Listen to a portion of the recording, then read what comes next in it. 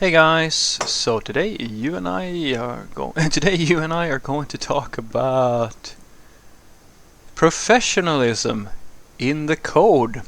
So let's get into it. So the question in question was, Frederick, is it just me or do many software developers seem to care a little bit too much about how professional and quote unquote good their code seems than about how it actually performs? Well, can you really blame them though? I don't. I absolutely agree to a certain point. I have seen this, but I'm not sure I would formulate myself in this exact way. The thing that I'm more like, because you sort of indicate that the performance, which is big O notations and so forth, that is the thing that is not so important, and there is a reason for that, because the element of the performance is, like, I've made so many videos about why it's difficult for you to actually get performance and actually write performant code and then maintain the performant code over time, and why it's often, which is the best, honest guys, you can go and look that up. It's a very common saying that I'm not going to say premature optimization is the root of all evil. I'm going to say that the usual way professional software developers think about performance is that you try your best to make a balance between good looking code, or like simple to use code, and performant code, so you don't like make these really big obvious mistakes that are very cheap to fix, but you don't try to go crazy with the performance, because it's usually more effective to figure out that there is a performance issue, all things considered now, because as I said, I have videos where I go into depth on this. All things considered, it's usually better to respond to a performance issue and figure it out later. Sometimes that's not possible, which is unfortunate, but in many cases it's the better way off because of the complexities of maintaining high performance. But when it comes to just how things work, and I think that it's a more interesting way of thinking about it, and I see that a lot, where you have software developers who they very blindly follow principles such as dry, as an example, or the solid principles, or so forth. They make an interpretation of these principles, and in a very similar way to how religious people or fanatics or people who don't really do their own thinking behave. They just take this as a rule to live by, and then they interpret that rule in a way and then sort of embed it in the back of their head, and then they hold that up as an opinion whenever you see something in the code or so forth, and they go, this is not dry, or this is not open closed, this is not I don't know, it's not going to scale, it's not, this variable name is bad, or this should be more functional, this should be more object oriented, etc., etc. And the thing that is happening there, I honestly think, is,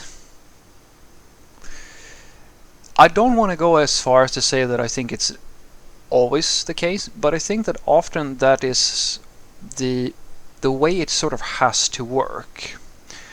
I think that is the thing that happens before you actually learn how to do things for real. It's not always the case, unfortunately, because we still have people who are very fundamentalists about a lot of things, but I don't know what it is, but there is a difference, and it might be genetic, it might be all kinds of things, but I've always found that that's how it starts for the pragmatic master developers, the people who actually go beyond and become the people who actually understand what these rules were intended to do. And they stop thinking so literally about, following all these practices or writing good code, quote unquote, and so forth, and they start to actually understand when these rules are useful and for what reasons they are useful, their intent, if you will, and when it's actually more appropriate to break that rule because you have found a case where this rule doesn't actually fit all that well, and trying to make it fit is not the way to go. You actually have to invent a new way of doing things, and I don't know what that is. I can't really tell you, but I found it amazing, because this is how I when I talk to other developers, that is sort of how I figure out where they are in their own personal development. Because if you have a conversation with like a mid-level software developer, they're usually all about those rules. As you were saying, it's a lot about the rules. It's a lot of focus on, as I said, the dry principle. And I've had so many conversations with software developers where, after just talking to them and explaining that, yes, the dry principle, for example, is a very good principle to follow, but in this specific instance, we have a situation where it's not actually a good idea to be dry. It's actually better to just repeat yourself, to do the copy pasting, basically. And here's why. And then you explain to them why. And if they're, because they're usually, these are software developers, so they're usually very clever. They usually see the point. If you can make the point, sometimes if you do something in a weird new way, which a lot of philosophers do, it might not be a better idea. It might just be you, because once again, like, you can succumb. It's the dangerous part, right? You can succumb to the same thing. You can have these bright ideas, and they're actually not good, because the rule is actually more the wise than you are. But I hope you see my point. You present them with like the concrete arguments why the dry principle, as an example, doesn't apply, and they start to see in many cases that, yeah, actually you're right, or you agree and you disagree, etc., etc. You sort of get a way to figure this thing out together and move forward. But I see this a lot. And I can't really say, as I said, why, because I've always found it was the same thing for me, where there was a time when I wrote code based only on what I had read in this is where it gets so difficult, because when you read something like Clean Code, the book, there are a lot of rules and concrete examples of how to do things. But as a beginner at the time, all I could do was to interpret these rules that someone who is like a million times better at this thing, the programming thing, than I am, have written in an attempt to communicate the wisdom that they have acquired over the years.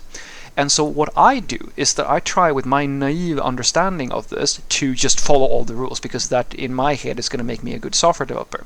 And as you can imagine, it's sort of an ego thing.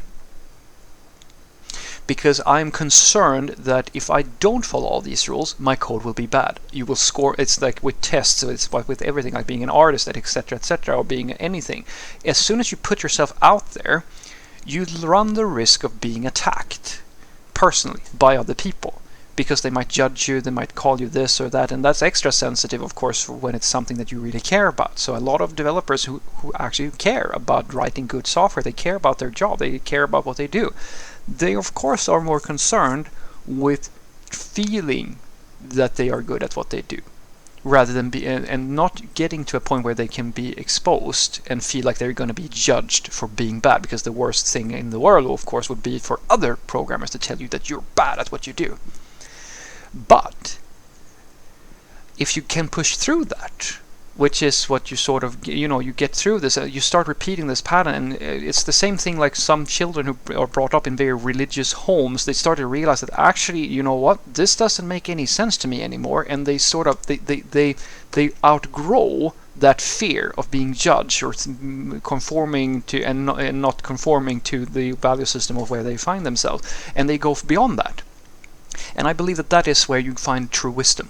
This is when you actually get to the point where a lot of the like true insights and like the next steps are being taken, and that requires a bit of personal strength sometimes. And I have seen this many times, guys. I actually have it as a you can do this as well. It's a good exercise if you want to try yourself. Write, like, if you have gotten to a place where you feel comfortable with your coding, you feel like, yeah, I know this stuff, you should write everything really well. Try to do something else. Try to write in a language or something that you don't feel so comfortable within, or even better, deliberately leave things that you think are not so nice in the code for your junior software developers to find. I've done that many times, where when I have a new junior, I will write like most of the stuff like as it should be in production, or usually how I feel like it should be, and then I will leave a few things where I know, like I even mentally remember that this was not so nice, I could have fixed it, and let's just see what the junior does. Many times they don't say anything, and then I ask, do you think that this is good? And that's of course very stressful for them, because in that relationship I'm usually the senior. And so we build this bond where I actually explain to them, actually, and then you start criticizing your own code in front of another person, and you go, no, this was actually real bullshit. I don't know what I was thinking. And that relaxes them. And it shows, one part, that you are okay with them criticizing you, and it's a good exercise for you. Can you do something shitty and be okay with that other people think that it is crap? Try it. So what I want you to take away from this is that I've seen this a lot, where a lot of, because, and I think it's very normal for people, that we build up these sort of rules of what is good and what is bad, and for a lot of people it's actually more important to be perceived as being good than to do something, even if it's weird, or try something, or do something their own way, or actually go and try to be more than the common collective agreement on what is good practice. Sometimes you get it wrong, but at least you tried. And I think that that is something that is very organic, because in the beginning, when you start, your main concern, just as being a teenager or anything like that, is just to fit in, to feel like you're part of the collective, to feel like the community has accepted you. It's a very normal human thing, and I think that the wiser and older and mature you get, the more you get to a point where you sort of outgrow, I hope at the very least some people do, not everybody, you outgrow the need to have everybody's approval. Because you start to realize that it's almost impossible to make everybody feel like everything you do is really, really great. And true confidence, and the next level, which is real insight and wisdom and so forth, comes when you are okay with knowing how to write things in the right way, quote unquote, but then going a little bit further and try to do something that most people might not have thought about, or so forth and so forth, and just put it out there and see what people say. Because if you can be criticized, or have, like, you put yourself a little bit out there, it actually helps grow you even further than if you just stay with the collective agreement on what is okay and what's not okay. Have a great day.